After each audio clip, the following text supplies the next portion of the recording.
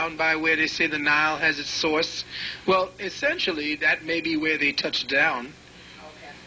Okay. But man did not have a beginning. That is an illusion. That's the illusion that they want you to believe is real. The real truth about man is that man never had a beginning. Man constantly keeps, it keeps redefining itself. Man is the redefinition of purpose within the consciousness dynamic of involution and evolution. That's all it is. Man just keeps recreating itself. Okay, I have two quick ones. Okay. What is the connection between, I talk to people who follow the Yoruba philosophy and people who are with Kemet. Okay, I find some Yorubas bear witness or feel that they migrated west from Kemet. But I've heard one who's supposed to be a high priest or whatever say that, Kemet, they only have X amount of Orisha or gods. But in Yoruba, we have over 2,000. I mean, he was very distinct. Like, there's no connection whatsoever.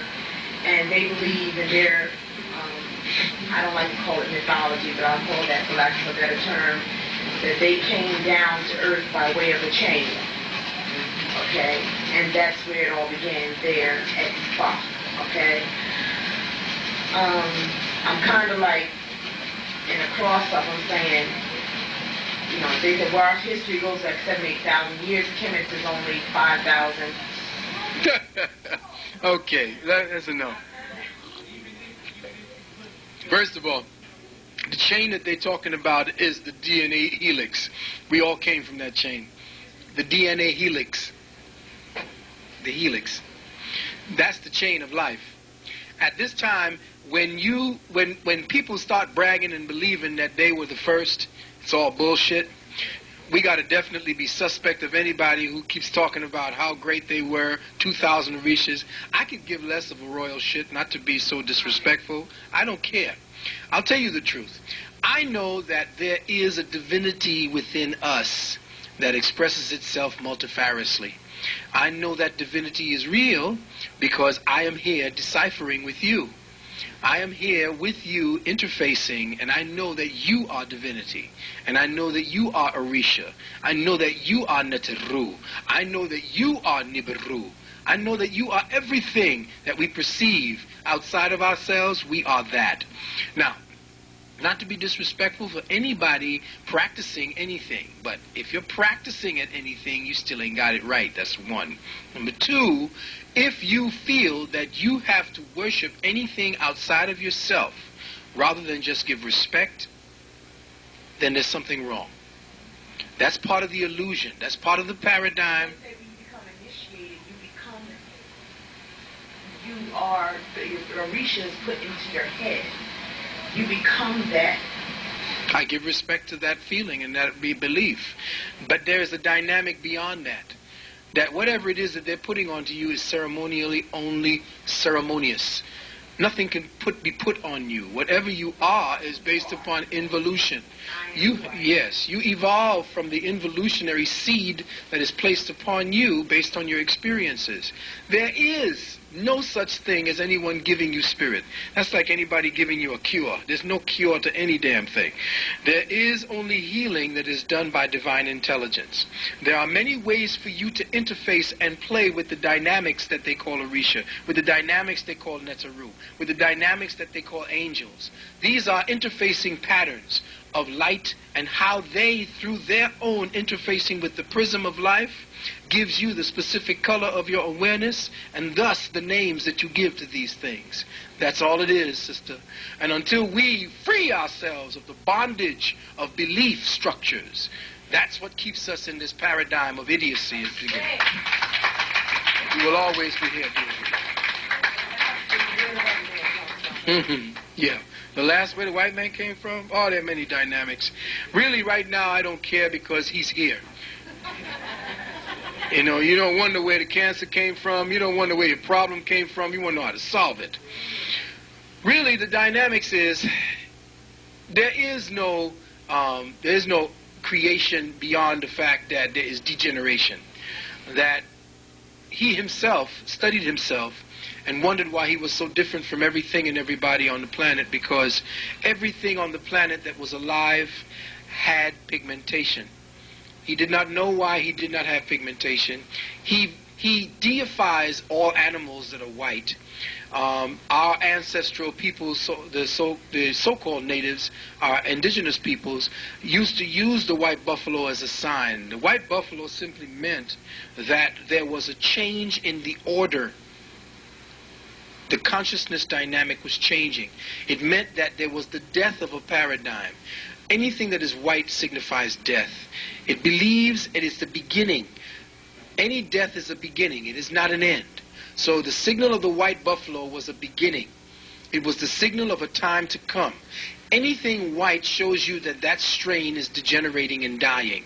So when you see a white tiger, a white horse, or these things that come out white and pale, you know it was the degeneration of a specific species. The Caucasian essentially speaks to the degeneration of a type, a consciousness type, which you, as the melanated people, were the original, the forebearers of that. The dark people, the darkest of all the dark peoples, were black to the point of not being able to be seen. Their eyes did not have any white in them because there were no sclera. The ability to see not only physical light but the consciousness light was denoted by the skin tone color. From the darkness came the light, but in order for the light to be able to understand itself from the darkness, it had to return to the darkness, and that's why black was created on your skin or as your skin. So you are the best diffusers of light because of the pigment you have. And the darkest of all the darkest people were blue black, purple black, green black, yellow black. This black was the field upon which the awareness grew. It was the soil upon which consciousness grew. The level of your consciousness was denoted in the color that you radiated. That's why you could see some of the vestigial remainders of our people. You see them sometimes in Africa, the Senegalese. They're so black they're radiating blue or even green. These were the people, the original peoples. These were the original consciousness dynamic. But as it stands right now, we just brown. What we brown from? We brown because we are scorched earth. There is no hue in the human anymore.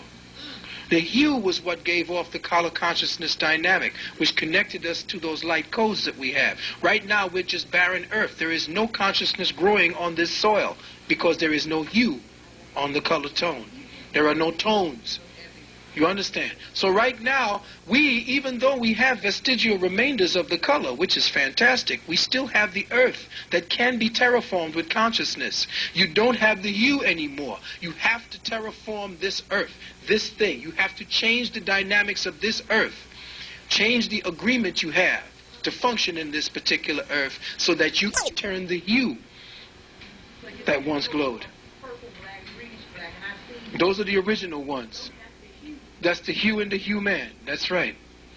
Yes, beloved. Hetepu, sister. I work with preschoolers. Mm-hmm. And although personally I have never favored microwaves, Mm-hmm. I never bought one. Yeah. But there is one there. Mm-hmm.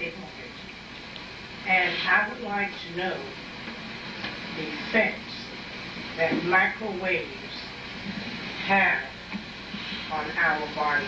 Okay. Particularly little small children Mm-hmm. that are 3 and 4 years old. Yeah. Very often, when the microwave is being used, Mm-hmm. they're directly in line with those waves. Right. Can you speak on that, please? It's a very good point.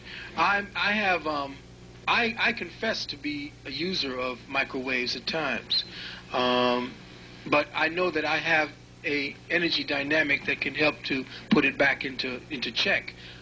But children, never bring them around a microwave. Definitely not around a microwave.